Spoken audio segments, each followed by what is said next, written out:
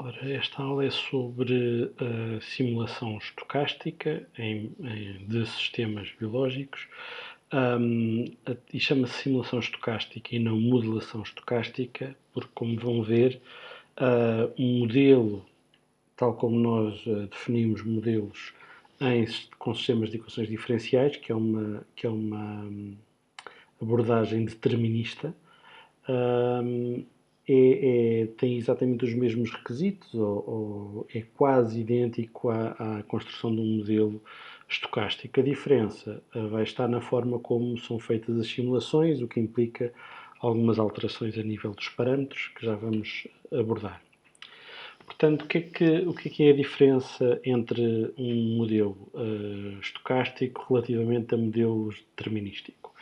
Num modelo determinístico, todas as simulações com as mesmas condições iniciais são idênticas. Ou seja, se vocês imaginarem o espaço de fases, ou seja, o espaço que tem como coordenadas as variáveis do sistema, se nós colocarmos o sistema num ponto, ou seja, num certo estado, a trajetória a partir desse ponto vai ser sempre a mesma.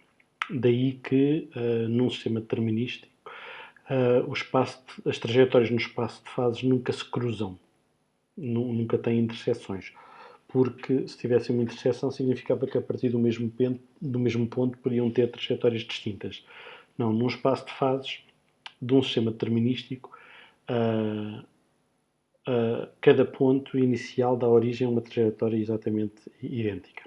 Isto não acontece num modelo estocástico, em que cada simulação, mesmo começando no mesmo estado, pode ser diferente. Isto porquê? Porque um modelo estocástico até pode simular o mesmo modelo biológico analisado de forma determinística, mas vai admitir que existem alguns fenómenos são sujeitos a aleatoriedade. Enquanto que as expressões de velocidade que nós usamos para definir modelos baseados em equações diferenciais, ali a sigla ODE é Ordinary Differential Equation. Portanto, as expressões de velocidade correspondem, na realidade, são uma aproximação à velocidade média de um processo que ocorre num meio homogéneo, em que todas as moléculas estão bem espalhadas, ou bem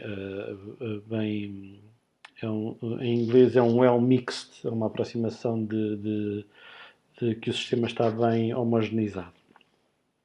E, portanto, isso vai permitir que, quando temos um elevado número de moléculas, a velocidade total de um processo nesse meio possa ser calculada através das expressões de velocidade. No entanto, se nós estivermos a considerar apenas algumas moléculas, a velocidade do mesmo processo não ocorre exatamente à mesma velocidade em todos os instantes. Portanto, sofre flutuações estocásticas. Portanto, se nós estivermos a analisar um sistema com poucas moléculas, então as expressões de velocidade usadas nos sistemas de equações diferenciais são boas aproximações para a velocidade média do processo, mas não para a velocidade exata de um dado processo num sistema com poucas moléculas.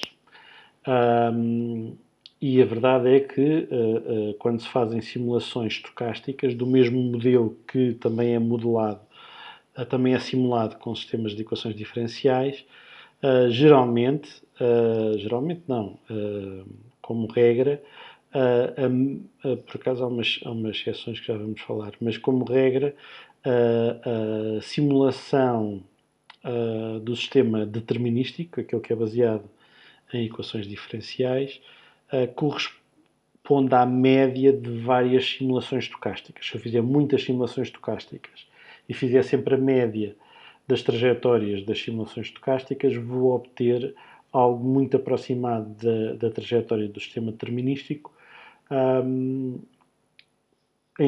na maioria das situações. No entanto, portanto, isto leva-nos a perguntar então se com números mais elevados, e aliás, normalmente pelo facto das simulações dos modelos estocásticos, cada vez que se faz dá um valor diferente, dá uma trajetória diferente, é usual não analisar apenas uma simulação, mas fazer um conjunto de simulações e ver a média, a dispersão dessas simulações, dessas trajetórias. Então, mas se essa média vai convergir para o modelo determinístico, para que é que vale a pena usar modelos estocásticos? Vamos ver alguns exemplos de situações em que há diferenças no comportamento que valem a pena serem exploradas. Por exemplo, temos aqui uma imagem de uma trajetória. A linha preta é do sistema determinístico, que nós vemos que começa ali perto de 50 e vai decrescendo com uma forma bem, bem definida e vai convergindo para valores assim muito baixos. Sim? Não chega ao valor zero e eu agora aqui não tenho a simulação completa, não sei se o sistema estabiliza com um n muito próximo de zero, mas diferente de zero, ou se de facto vai chegar a zero. O que nós vemos é que temos a azul, verde e vermelho, temos três trajetórias estocásticas no mesmo sistema, e o que nós vemos é que apesar, por exemplo, ali a trajetória que era a verde e a vermelha às vezes até são mais ou menos sobrepostas com a linha determinista,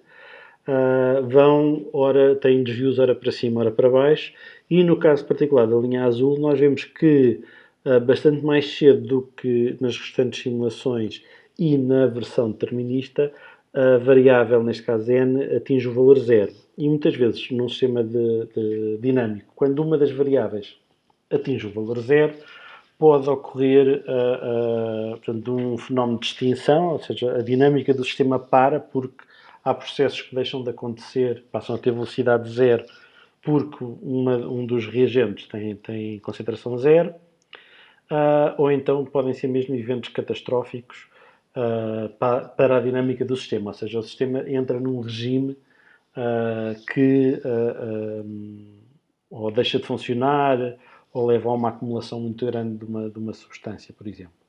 Portanto, e estes desvios catastróficos ou de extinção não são previsíveis a partir da simulação determinística.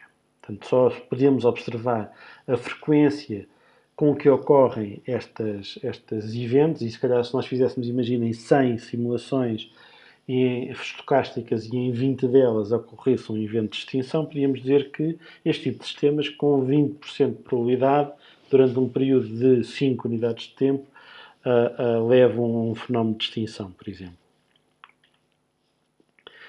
Outro caso que nós, quando viram os vídeos do Uriel Long, falou-se disso num deles, em que, por exemplo, temos um modelo determinístico, que são as trajetórias a vermelho, que por acaso, este exemplo não se vê muito bem, mas na secção A, no gráfico de cima, dá para ver mais ou menos que a evolução do sistema determinístico para o estado estacionário é feita com oscilações amortecidas, mas só se vê um pico e portanto não se vê muito bem as oscilações amortecidas, mas é um sistema com oscilações amortecidas. E um sistema de oscilações amortecidas tende para um estado estacionário estável.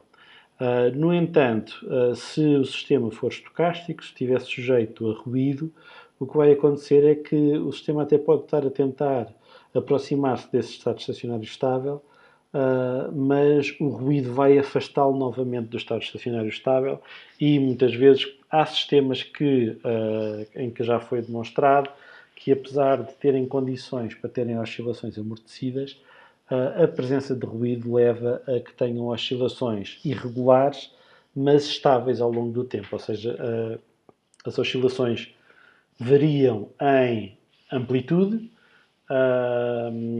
não variam tanto em frequência, mas podem também, obviamente, variar em frequência e ter umas pequenas flutuações que parecem outras oscilações, mas são apenas ruído, mas são oscilações que se mantêm ao longo do tempo. Se continuássemos a simulação por mais tempo, íamos continuar a ver oscilações. Portanto, é algo que nós não conseguimos ver, um comportamento que não conseguimos ver na simulação determinística e conseguimos ver na simulação estocástica. Depois temos outros casos em que Portanto, como já dissemos, no modelo determinístico, para uma dada condição inicial, há apenas uma trajetória possível, mas no modelo estocástico nem sempre as trajetórias se espalham ou se afastam simetricamente à volta da trajetória determinística e podem apresentar uma distribuição multimodal. O que é que isto significa? Significa que as trajetórias se agrupam, fazem uma espécie de clusters à volta de diferentes modos de trajetória mais frequentes. Neste gráfico aqui, de um conjunto de simulações estocásticas do mesmo sistema, vemos aqui duas simulações, num verde mais claro e num verde mais escuro, ou não consigo ver bem a cor. Vemos que há um aumento desta espécie, que depois estabiliza aqui num valor entre os 1500 mais ou menos e os 2000, mas há outro conjunto de simulações que têm uma evolução inicial diferente e que alguns disparam para valores mais elevados e depois estabilizam em valores com uma maior dispersão, mas estabilizam em valores à volta dos 3000. Sim? Portanto, isto é o mesmo sistema, mas o ruído fez com que algumas se evoluíssem para um modo dinâmico que lhes dá um estado estacionário estocástico à volta dos 1500, enquanto outras trajetórias do mesmo sistema, só por influência do ruído, assumem um estado estacionário com valores muito mais elevados e com maior variabilidade também, com maior variabilidade ao longo do tempo. Esta multimodalidade das trajetórias pode acontecer, o exemplo anterior, toda a trajetória era diferente e havia duas famílias de trajetórias, umas com valores mais elevados, outras com valores mais baixos, mas esta multimodalidade pode acontecer na mesma trajetória ao longo do tempo. Vemos aqui uma simulação em que também estão a simular os níveis de uma certa proteína e se vê que há aqui uma espécie de um modo estacionário mais elevado, com cerca de 800 cópias da mesma proteína, um modo mais baixo, com 200 cópias da mesma proteína, e às vezes o sistema consegue aguentar algum tempo num nível mais ou menos estacionário, intermédio, com à volta de entre as 400 e as 600 proteínas. Portanto, há três comportamentos típicos e a mesma trajetória, sujeita ao tal ruído, umas vezes migra entre esses modos de funcionamento. E temos aqui um histograma, no fundo, o histograma do tempo que a trajetória passa para cada valor de proteína, e vemos que há dois picos grandes, portanto, duas modas, o estado mais estacionário, baixo e elevado, e aqui um estado intermédio que não é tantas vezes visitado. Normalmente, estes sistemas que apresentam esta multimodalidade nas distribuições das trajetórias estocásticas correspondem a sistemas que, se analisarmos o sistema correspondente determinístico, têm multiestabilidade, ou seja, têm vários pontos fixos, por exemplo, ou vários atratores distintos. E, no fundo, enquanto na trajetória do sistema determinístico, dependendo da condição inicial, a trajetória vai convergir para apenas um dos atratores do sistema.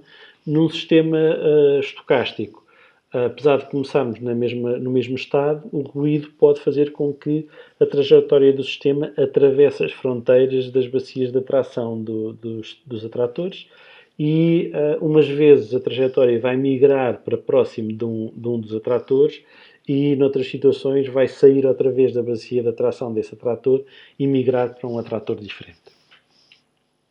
E, ou seja, mais uma vez, são comportamentos que nós não conseguíamos ver num sistema determinístico, mas conseguimos ver em simulações estocásticas.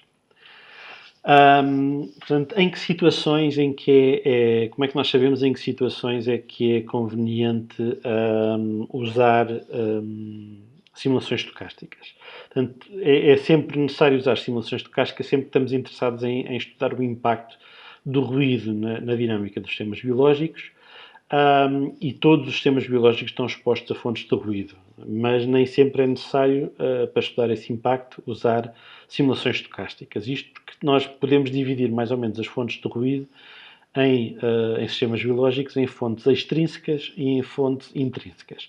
As fontes extrínsecas variam de célula para célula, mas dentro de cada célula, se eu tiver duas células que estejam sujeitas exatamente ao mesmo valor do ruído, em princípio a trajetória de cada uma dessas duas células irmãs é bastante semelhante. Mas de células para células eu vou ter trajetórias diferentes, fonte desse ruído. Isso acontece porque há parâmetros no modelo que variam de célula para célula. E a razão pela qual variam pode ver-se, por exemplo, que as diferentes células estão em diferentes fases do ciclo celular, portanto, há diferentes processos solares que estão a ocorrer a velocidades diferentes consoante o ciclo solar, e isso vai influenciar um modelo em particular e as variáveis específicas que nós estamos a estudar. O próprio ambiente externo em que a célula está sofre variações externas ao nosso sistema biológico, e essas variações estocásticas no ambiente levam a este ruído extrínseco. Outra fonte de ruído extrínseco acontece sempre que acontece a divisão celular. Apesar de haver mecanismos que tentam, por exemplo, há certas divisões celulares que têm formas de ser o mais simétricas possível, mas é impossível controlar que numa divisão celular as duas células filhas fiquem exatamente com o mesmo número dos diferentes organelos, e mesmo algumas proteínas que existam com um número de cópias por célula mais baixo, a sua divisão não vai ser exatamente bipartida ou equilibrada entre as duas células filha. Isso pode levar a que as duas células tenham uma trajetória ligeiramente diferente, porque ou alguns dos componentes ou a taxa global de alguns processos solares é diferente de célula para célula. No entanto, se nós quisermos saber o impacto que esta variação destes fatores extrínsecos tem no sistema biológico, podemos fazer este estudo usando na mesma sistemas determinísticos e implementamos uma perturbação dos parâmetros. E podemos ver o que é que essa perturbação dos parâmetros provoca nas trajetórias do sistema. Não quer dizer que não se possa estudar o impacto do ruído extrínseco com simulações estocásticas, mas como vocês vão ver, as simulações estocásticas computacionalmente são muito mais morosas do que as simulações dos sistemas de equações diferenciais. Depois temos as fontes intrínsecas de ruído, que mesmo na mesma célula, com os mesmos componentes, com o mesmo número de componentes, em diferentes pontos do tempo, as taxas a que ocorrem os vários processos solares podem ocorrer a velocidades diferentes apenas por flutuação estocástica. Esta fonte intrínseca resulta do baixo número de moléculas. Esse baixo número de moléculas faz com que, tanto a velocidade de um processo químico, por exemplo, depende da frequência com que as moléculas dos reagentes chocam entre si, com uma certa orientação que é produtiva, que leva ao desencadear da reação química. Enquanto se eu tiver uma concentração suficientemente elevada das várias moléculas de reagentes, esse número médio de choques, de colisões por unidade de tempo é muito constante nas várias regiões da célula e entre células. Num sistema em que eu tenho um baixo número de moléculas dos reagentes, a velocidade do processo já vai ter uma variação ao longo do tempo muito maior, porque nem sempre o número médio previsto pela concentração dos reagentes vai estar próximo da velocidade real dos processos em cada momento. Outra fonte desta aleatoriedade intrínseca é o processo de difusão. E, mais uma vez, se tivermos um baixo número de moléculas, a difusão é essencialmente um processo aleatório, e por isso podemos ter variações da concentração local das espécies, o que fazem que, se por coincidência da difusão as várias espécies de reagentes, as várias moléculas estão mais próximas numa situação, vamos ter uma velocidade do processo mais elevada. Noutra configuração em que a difusão aleatoriamente espalhou mais as moléculas de reagente, vamos ter uma velocidade mais baixa. E não há forma de controlar isto, portanto é ruído intrínseco. E este tipo de ruído intrínseco só é possível estudar usando simulações estocásticas. Nós muitas vezes estamos habituados a pensar no ruído, nestas duas fontes de ruído, como se fossem algo indesejável para os sistemas biológicos e por isso muitas vezes os circuitos biológicos, uma propriedade normalmente que é selecionada evolutivamente é a robustez desses circuitos biológicos face a perturbações. E essa robustez é útil, por exemplo, para minimizar o impacto do ruído, seja ele extrínseco ou intrínseco, e fazer com que os vários sistemas biológicos mantenham algumas das suas propriedades-chave aproximadamente constantes, apesar de viverem neste ambiente com fontes extrínsecas e intrínsecas de estocasticidade. Mas como a estocasticidade é um fenómeno tão transversal e presente em todos os sistemas biológicos, muitas vezes os sistemas vivos acabaram por evolutivamente usar o ruído a seu favor. E, portanto, a introdução da estocasticidade no comportamento dinâmico do sistema melhora a performance do sistema ou a sua adaptabilidade, no fundo melhora a sua capacidade de sobrevivência e de reprodução. Um exemplo desta possível vantagem da estocasticidade é um mecanismo de resistência a antibióticos que algumas bactérias apresentam, que é baseado num fenómeno de persistência. Neste caso, temos um sistema biológico, normalmente a expressão de genes que conferem resistência a antibióticos tem um custo metabólico para a célula, um custo energético, e portanto as células que expressam ativamente os genes de resistência a antibiótico vão, por exemplo, crescer mais devagar, o que significa que se esta população de bactérias estiver a crescer num meio que não tem antibiótico, as bactérias individuais que não estão a expressar antibiótico, não estão a expressar genes de resistência a antibióticos, vão crescer mais depressa e ao fim de algum tempo vão dominar a população.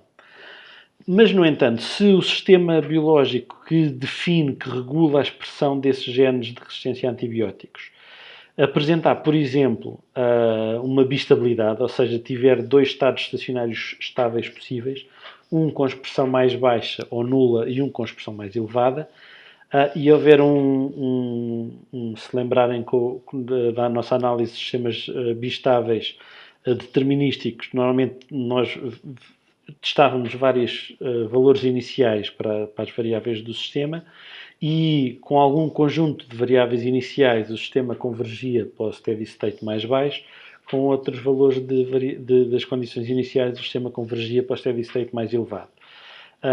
Na presença de ruído, o que vai acontecer é que uma certa probabilidade de células vai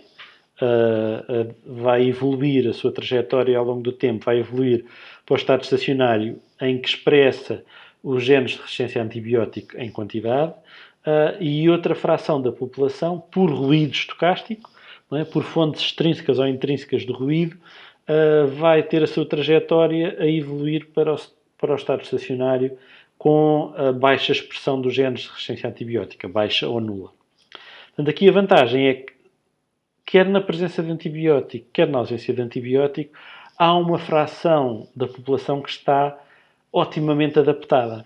Sim? No caso da presença de antibióticos, vão ser as bactérias que expressam os genes de resistência a antibiótico vão ser capazes de crescer mais depressa e, portanto, ao fim de algumas gerações, se mantiver a presença do antibiótico, vamos ter sempre mais células a expressar o antibiótico.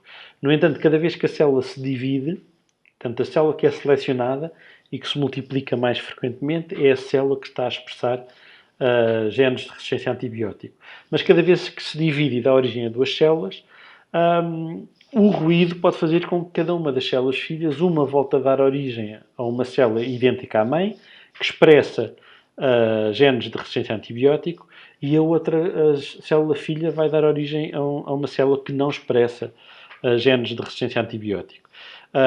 É um desperdício estar na presença de antibiótico a ter células filha que não expressam, porque vão acabar por ou morrer ou reproduzem-se tão lentamente que vão ser ultrapassadas em número pelas outras tipos de células, mas o facto de continuarem sempre algumas células filhas a serem produzidas e a terem uma trajetória estocástica sem a expressão dos genes de resistência a antibiótico faz que, quando algumas destas células chegarem a um ambiente em que não está a ser aplicado antibiótico, essas células vão ter um menor custo metabólico a crescer e, portanto, vão dominar a população nas futuras gerações. No entanto, vai sempre haver uma proporção das células a expressar genes de resistência a antibiótico. Portanto, isto é um mecanismo que o ruído pode ser usado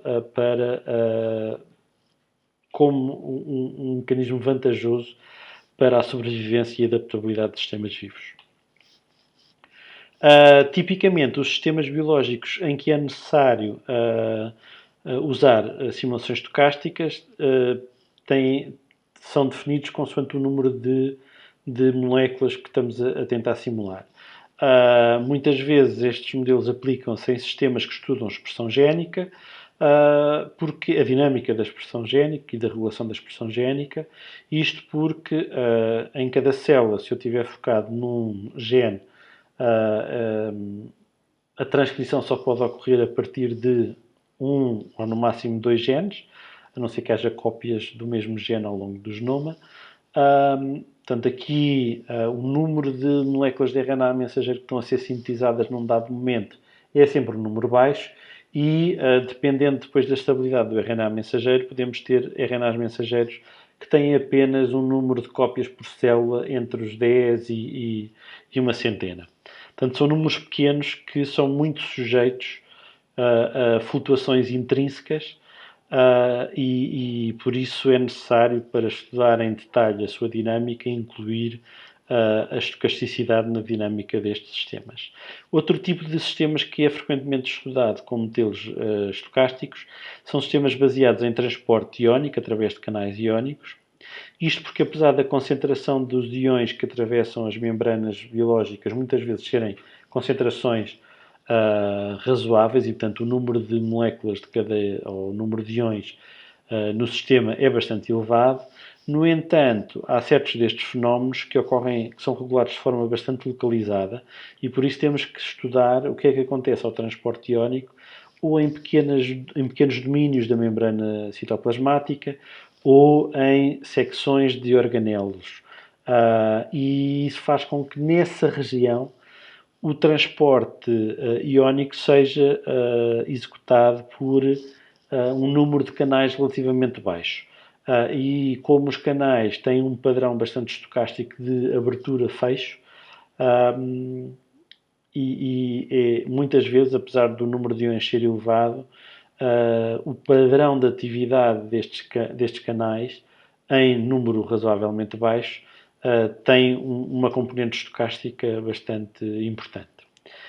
Cada vez mais, hoje em dia, temos tecnologias que nos permitem estudar dados de single cell, ou seja, temos uma população de células e fazemos uma análise transcritómica em que temos resultados específicos para cada uma das células que fazem, ou para um grande número das células dessa população que estávamos a estudar.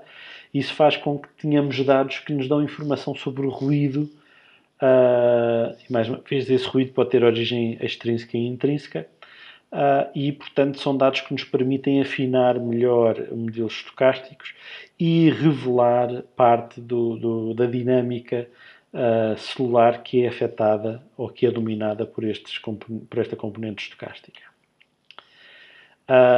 Agora, é importante que se diga que só vale a pena usar então modelos estocásticos quando pelo menos um ou alguns poucos componentes do sistema, ou seja, variáveis do sistema, têm um número pequeno de moléculas.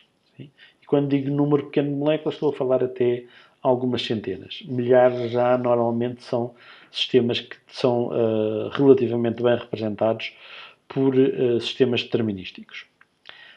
No entanto, pode ser necessário fazer uma simulação estocástica com modelos que têm alguns componentes com número baixo, apesar de terem outros componentes com número elevado. Por exemplo, se nós estivermos a estudar expressão génica, é possível ter um conjunto de proteínas que existem num número bastante elevado de cópias na célula, porque tipicamente há proteínas que têm uma estabilidade bastante grande, mas o número de RNAs mensageiros que codificam essa proteína é relativamente baixo, o número de cópias por célula.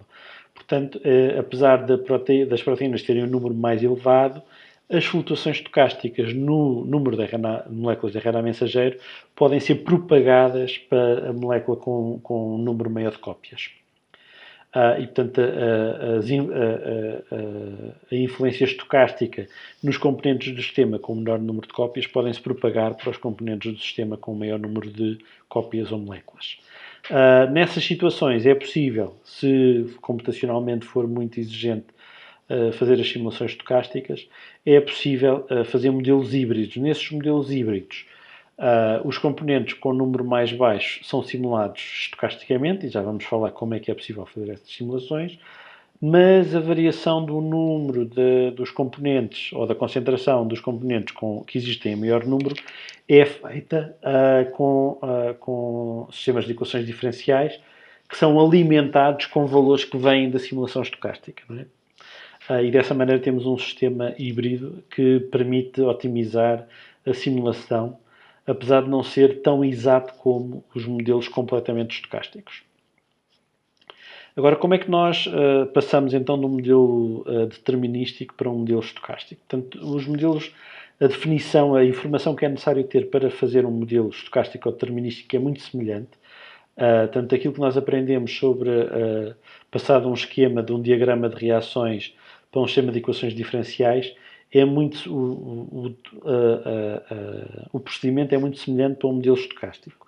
A diferença principal está nas unidades que são usadas. Enquanto nos modelos baseados em equações diferenciais, normalmente as variáveis do sistema têm uma concentração que é expressa em unidades como, por exemplo, de molaridade, ou seja, número de moles por volume. Nos modelos estocásticos, geralmente, as unidades são o número de moléculas. E não existem 2,5 moléculas de uma espécie. Ou existem 2, ou 3, ou 4. Portanto, as alterações no número de moléculas acontecem em passos discretos. Ao passo que nas concentrações num sistema de equações diferenciais, qualquer concentração pode ser atingida no modelo. Paralelamente, as expressões de velocidade ou as velocidades das reações, que tinham unidades muitas vezes de concentração por unidade de tempo, são substituídas por propensões. E uma propensão é a probabilidade de uma reação ou de um processo ocorrer, a probabilidade de um evento ocorrer por unidade de tempo.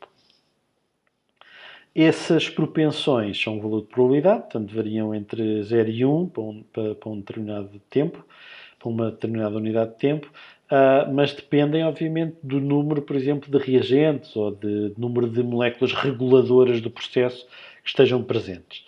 E, portanto, tal como nós tínhamos expressões de velocidade, agora vamos ter funções de cálculo das propensões, que usam o valor do número de moléculas de componentes do sistema para calcular a propensão de uma dada reação naquele instante do tempo da evolução do modelo.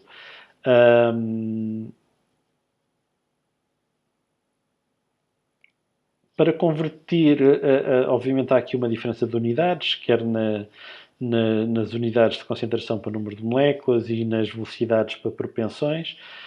Esta conversão de unidades, normalmente, convém converter primeiro as unidades para molar, ou seja, moles por litro. O volume em que nós estamos a tentar simular, onde ocorrem as reações, devemos ter esse volume também em litros. E, portanto, vamos multiplicar a concentração em molar por litros e ficamos com o número de moles no sistema.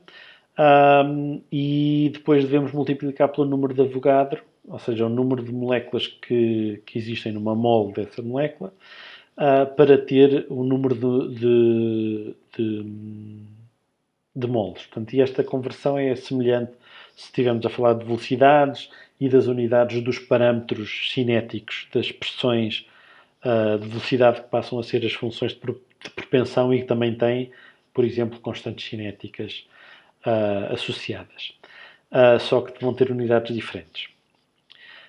Cada reação tem associado um vetor estequiométrico, que no fundo é um vetor que nos diz o número de quantas moléculas é que se consomem ou se produzem de cada tipo das moléculas que existem no modelo. Então, dessa maneira, vai-nos permitir facilitar a atualização do número de moléculas ao longo da simulação estocástica do modelo. Como é que nós vamos conseguir implementar uma simulação estocástica? Portanto, estas simulações estocásticas, vamos falar de dois algoritmos que nos permitem implementar as simulações estocásticas. E estes dois algoritmos partem do princípio ou do pressuposto, que é um pressuposto que é válido se estivermos a falar de reações químicas. Portanto, aquelas leis de ação de massa, por exemplo, são uma aproximação à velocidade média dos processos, mas a velocidade individual para cada molécula dos processos é um processo bem caracterizado pela termodinâmica estatística, e por isso nós sabemos que se tivermos uma fonte constante, por exemplo, dos reagentes de uma reação, o número médio de eventos que vão ocorrer dessa reação ao longo do tempo vai ter uma taxa constante ao longo do tempo. Isso significa que esse número de eventos por unidade de tempo segue um processo de Poisson. Num processo de Poisson é um processo estocástico em que a probabilidade de ocorrer um evento é constante ao longo do tempo, que acho que já tinha dito, e portanto num dado intervalo de tempo o número de eventos desse processo ou dessa reação é estimado ou é gerado de acordo com uma distribuição de probabilidades de Poisson.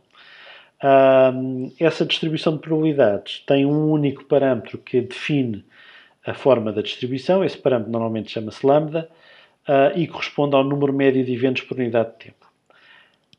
Acoplada à distribuição de Poisson, existe outra distribuição de probabilidades, que é a distribuição exponencial, que nos dá a distribuição dos tempos que separam dois eventos consecutivos.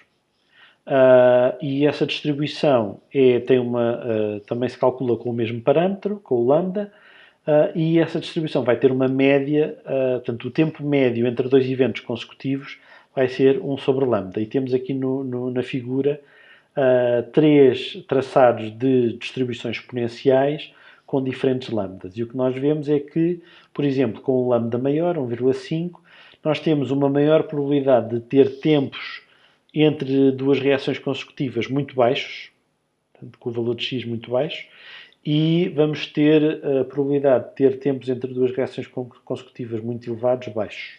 Por outro lado, se tivermos um lambda mais baixo, não temos uma probabilidade tão elevada de ter um tempo entre duas reações consecutivas tão baixo, e temos uma maior probabilidade de observar tempos entre reações consecutivas mais elevados. No entanto, a média destas distribuições é dada pelo inverso do valor de lambda. Por exemplo, aqui a média desta distribuição a azul, clarinho, será 1 sobre 1,5.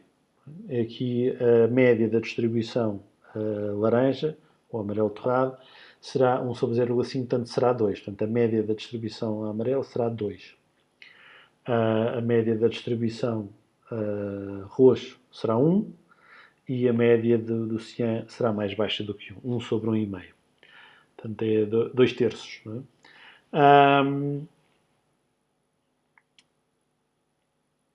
Portanto, quando há bocado falámos que é necessário definir funções de propensão que se calculam de maneira análoga à expressão de velocidade da reação, só que depois é necessário fazer a conversão das unidades, essa função de propensão, no fundo, o que vai estimar, a propensão, aquilo que estima, é um parâmetro lambda de um processo de Poisson. Portanto, aqui, apesar de um processo de Poisson ter uma taxa de número médio de eventos por unidade de tempo constante ao longo do tempo, nós vamos usar essa propriedade, mas vamos admitir que, à medida que o número de moléculas muda no sistema, vai mudar a função de propensão e, por isso, vai mudar o parâmetro lambda. Portanto, o processo continua a ser de Poisson, mas a propensão vai variar ao longo do tempo de acordo com o número de moléculas do sistema.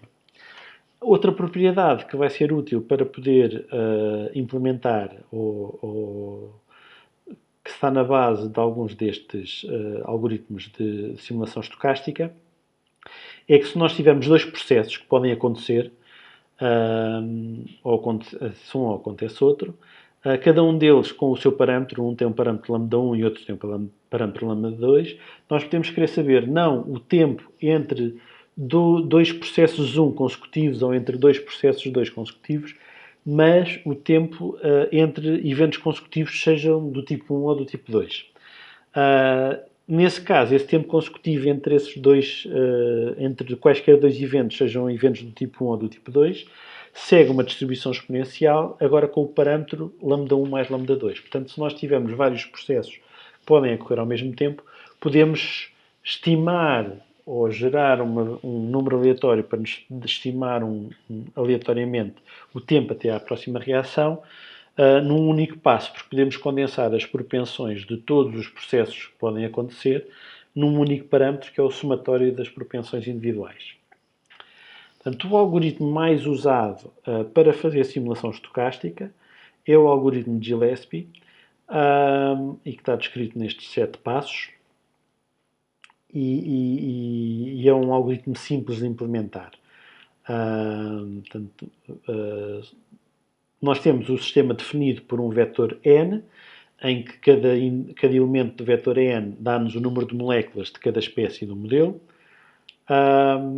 E usando esse vetor n, podemos calcular, em conjunto com os parâmetros cinéticos associados ao modelo, calcular as funções de propensão para todos os processos possíveis. Isso vai-nos dar origem a um vetor p, que vai ter tantos elementos quantos processos ou reações estão incluídas no modelo.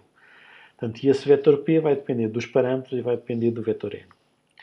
Depois, no segundo passo, vamos somar todas as propensões, portanto, vamos fazer o somatório do vetor p, e isso vai nos dar aqui o p maiúsculo, e esse p maiúsculo vai ser a propensão total, vamos usá-la para gerar um número aleatório a partir de uma distribuição exponencial com parâmetro, ali está t, mas devia estar p maiúsculo, e esse número aleatório vai definir o tempo até ao próximo evento, que vamos chamar dt.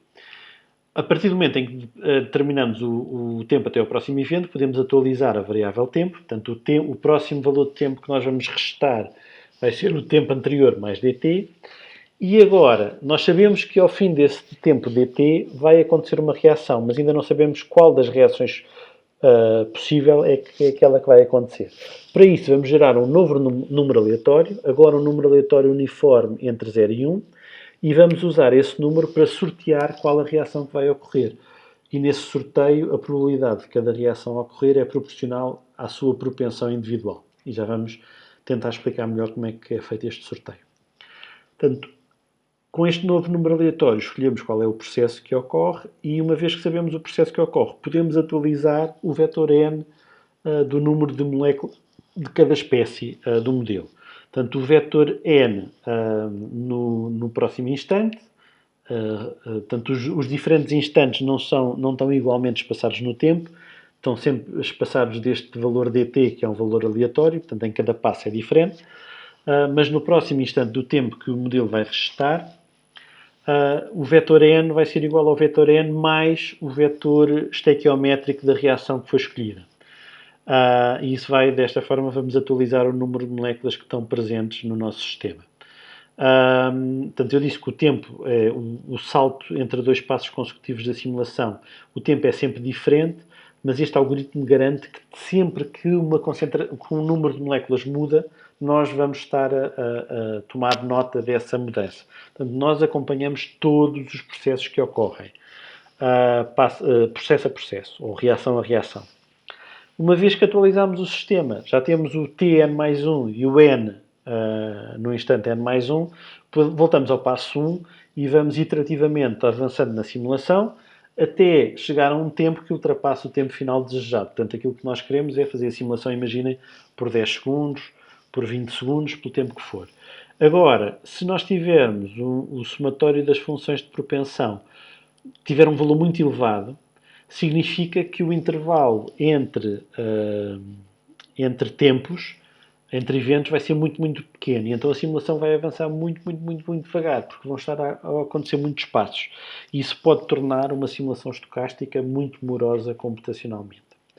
Numa tentativa de melhorar essa morosidade, antes de partir para o outro algoritmo, que é o tal leaping, vamos tentar explicar melhor como é que é feita o sorteio da próxima reação.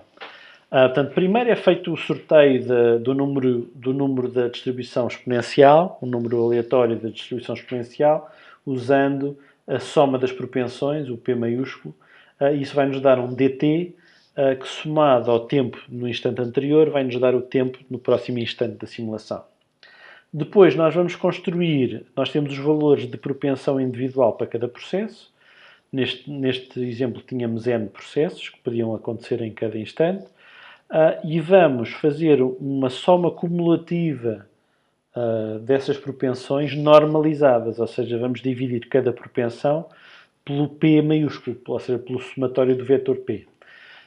E depois vamos fazer essa soma cumulativa desses valores de P, o que vai dar um vetor que vai ter valores desde 0 no início até 1. Portanto, se eu somar todas as propensões normalizadas, tem 1. Portanto, cada setor deste segmento entre 0 e 1 tem um comprimento que é proporcional à propensão de cada uma das reações. A ordem das reações é indiferente, mas tipicamente se nós definimos as reações com uma certa numeração, colocamos as reações com essa numeração neste vetor. Depois, geramos um número aleatório entre 0 e 1 e onde calhar o número aleatório vai identificar qual é o processo que é selecionado. Portanto, isto é análogo, noutra analogia, usar uma roda da sorte, em que os processos com uma maior propensão vão ter uma fatia com mais graus na roda da sorte. Fazemos girar a roda, onde parar a roda vai definir qual é o processo aleatório que vai ocorrer. Neste caso, neste exemplo aqui desenhado, ia ocorrer a quarta reação da lista das reações que são incluídas no modelo. Vamos supor que o vetor n, no momento anterior, tinha este número de moléculas. A molécula 1 tinha 10 cópias, a segunda 4, outra 6, outra 9, outra 11. O vetor estequiométrico para o processo 4 é 0, 1, menos 1, 0, 0. O que significa que a segunda molécula do nosso sistema, o X2, imaginemos, vamos dizer que este é o X1, X2, X3, X4 e X5. O processo 4 vai produzir uma molécula de X2 consumindo ou degradando uma molécula de X3. Então, o que está com sinal negativo são as moléculas que são consumidas na reação, com sinal positivo são as moléculas que são produzidas na reação e, obviamente, não tem que ser sempre 1, pode ser 2, consoante o coeficiente estequiométrico da reação química. Portanto, o estado do sistema no tempo Tn mais 1 vai ser igual à soma do vetor n no tempo n mais o vetor estequiométrico da reação 4, que foi a que foi selecionada. Portanto, o x1 vai se manter em 10, o x2 vai aumentar de 4 para 5, o x3 vai diminuir de 6 para 5 e os outros componentes vão se manter iguais. Este é o processo da simulação estocástica. Determinado este novo estado do sistema, voltamos a gerar um número aleatório. Para gerar um novo número aleatório temos que recalcular as propensões, portanto temos novos valores do vetor P e um novo valor total das propensões, atualizamos o tempo, geramos um número aleatório para selecionar qual é o processo que vai ocorrer e somamos o vetor estequiométrico correspondente e isso vai nos dar o próximo estado do sistema. Isto é o algoritmo de Gillespie. Uma alternativa que tenta melhorar a velocidade de execução do algoritmo é o algoritmo chamado Tau Leaping. Não arranjei uma forma de traduzir este nome do algoritmo. Este Tau Leaping é computacionalmente mais eficiente à custa de não ser tão exato. Também é necessário começar por calcular as funções de propensão para todos os processos possíveis, o que nos vai dar o vetor P, que depende do vetor N, com base em alguns algoritmos o passo dt é fixo, portanto aí neste caso o tempo avança em intervalos regulares de tempo, mas noutros algoritmos mais otimizados o passo de tempo é ajustável, portanto escolhemos um passo de tempo dt e isso vai depender do valor do somatório das propensões. E depois, no terceiro passo do algoritmo, vamos gerar agora não um, mas múltiplos números aleatórios, não da distribuição exponencial, mas da distribuição de Poisson. O que isto nos vai dar é quantas vezes é que cada reação vai ocorrer naquele intervalo de tempo dt. Portanto, temos que ajustar as propensões de cada reação de acordo com o dt e com a propensão, e vamos gerar números aleatórios, um número aleatório para cada reação, que vamos chamar aqui MI. MI, o número de eventos de cada reação, da reação I. Uma vez que já definimos o dt, podemos incrementar o tempo da simulação e depois atualizamos o número de moléculas. Portanto, não temos que fazer um sorteio de qual é a reação que acontece.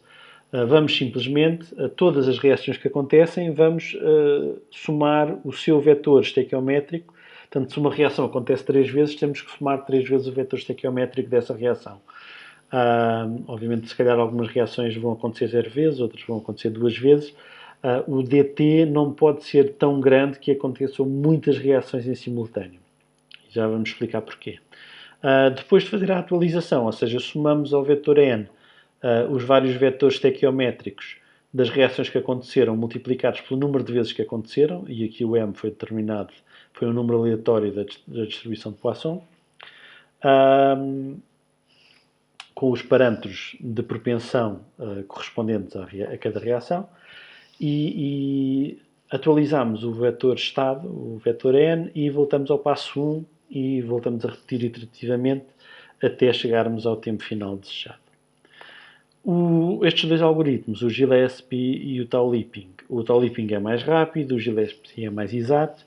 Porquê é que é mais exato? Porque sempre que acontece uma reação, basta acontecer uma reação, geralmente uma reação vai mudar pelo menos um dos elementos de n e, consequentemente, se mudamos os elementos de n, mudam as funções de propensão, os valores de propensão.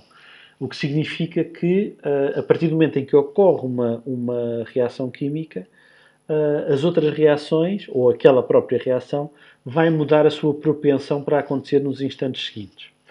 A exatidão do Tau-Lipping depende do número de reações que acontecem em cada intervalo dt. Se nós diminuirmos o intervalo dt, vão acontecer menos reações em simultâneo e por isso vamos ter um sistema mais exato, porque as propensões vão estar mais próximas do valor real dos n's. Ou seja, vão ser calculadas com um valor de n mais aproximado do valor real. Os algoritmos Tau-Lipping, que tentam ajustar o dt, fazem-no em função do somatório das propensões. Se eu tiver um somatório das propensões muito elevado, significa que eu, num certo intervalo de tempo, vou ter mais reações a acontecer em simultâneo, então eu devo diminuir o dt para trazer o número de reações que acontecem em simultâneo para um número baixo, 2, 3, 4. Não devemos baixar tanto o dt que seja para apenas uma reação, porque isso torna o algoritmo Tau-Lipping quase equivalente ao Gillespie, porque o Gillespie calcula sempre a evolução do sistema uma reação de cada vez. Sim? Portanto, a vantagem do Tau-Lipping é que consegue avançar várias reações de cada vez, de cada passo de tempo, mas não pode ter um passo de tempo muito grande, senão as funções de estar a calcular esse número de eventos de uma reação com uma função de propensão que deixa de ser válida a partir do momento em que ocorre uma dessas reações. Portanto, há aqui um balanço entre exatidão e rapidez, mas que nós podemos escolher consoante a dimensão do sistema que temos que simular e durante quanto tempo é que precisamos de simular o sistema.